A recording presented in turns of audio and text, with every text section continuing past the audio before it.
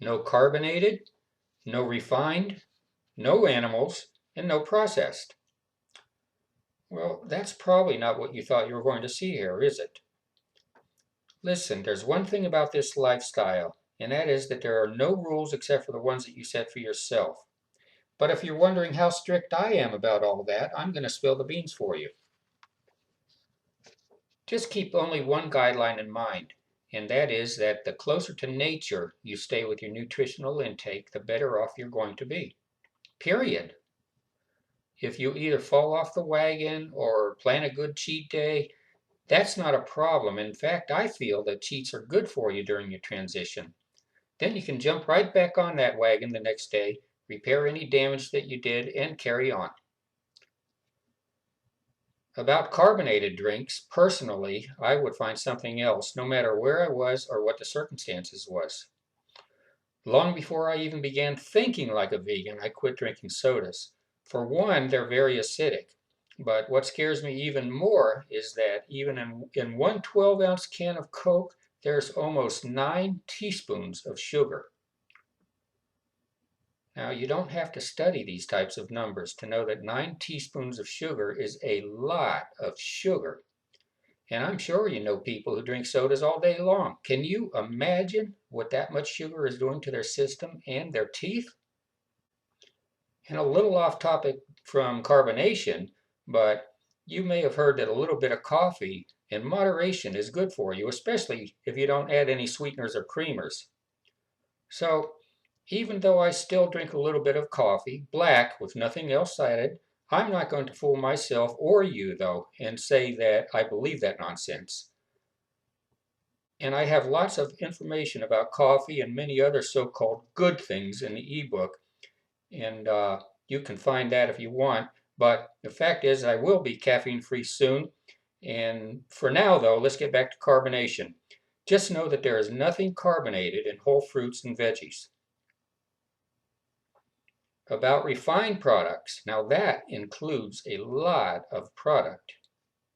Here's a short, straight to the point description of them. Refined foods are plant foods that have been denatured and stripped of fiber, vitamins, minerals, antioxidants, nutrients, and they have little or no nutritional value. Refined grains, just to name a few, are cornbread, white rice, white bread, grits, flour and corn tortillas, crackers, pretzels, noodles, macaronis. Refined sugar is not only found in candy and sodas, but it can also be found in syrups, cakes, cookies, pies, sweet rolls, pastries, fruit drinks, and on and on. And I have to mention oil again. Refined and extracted oils have zero fiber and zero nutrients. And they contain saturated fats, which is cholesterol in disguise, that stimulate our livers to make more of our own cholesterol than we need, which of course will clog our arteries. Oh, I have so much to say about oil, and even how I cook without it. But that's all in the ebook. You know where to find that if you want it. But here now, there's nothing refined about whole fruits and veggies. About animal products, I could in no way eat any animal flesh anymore, no matter how it was prepared. But it wasn't too long ago that I did, even though it might have been on a rare occasion for a special treat. But then it hit me about how these animals are farmed and slaughtered. And without going too much into detail, if you'll just use Google Images and type in animal farming, you'll see why I don't eat them anymore. But as you look at the beautiful pictures I have here, especially if you have a cat or a dog, keep those pics that you saw on Google in mind. Can you imagine keeping your four-legged family member in confined quarters like that? And how cute is this picture here, by the way? Those animals you saw on Google, they have no freedom to be a cow, pig, chicken, or whatever. And then their offspring are taken away from them soon after birth so that they can get back to their normal, sad, day-to-day lives. And then when their end is near, guess what? They know what's happening, and they spend their last few moments filled with fear. Can you imagine?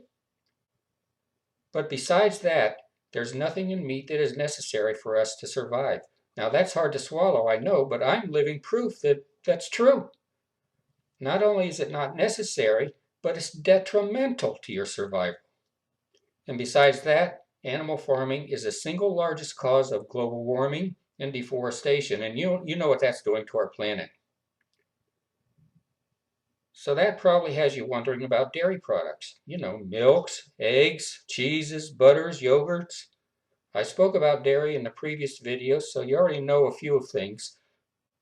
But although many vegans will vary from this on rare occasion, remember that the only rules are the ones that you set for yourself.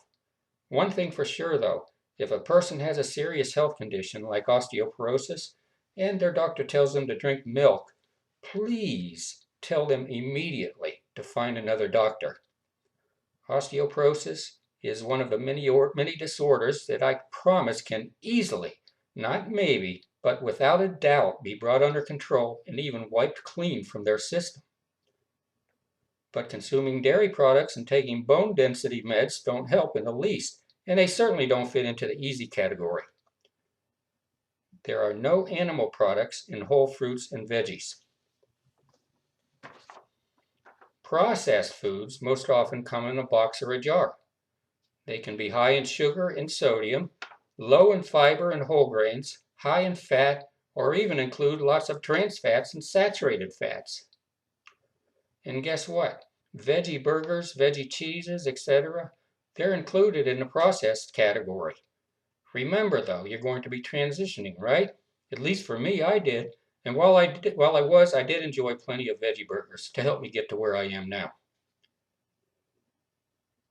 In the ebook, I explained the 4 things on the labels that I check that take only a couple of seconds when I was considering processed foods. Listen, folks, it's easy to live this lifestyle. It just takes a little bit of getting used to, and then you can have what I have, which is more energy than I know what to do with. I don't take any medications anymore, and I have no medical problems. So today I'll just leave you to ponder on that and watch your inbox for your next video, and I'm going to be talking about what I've learned about disease. You know, which ones you should just accept because there's nothing you could do about it, and which ones that you most certainly can bring under control. So I will see you next time.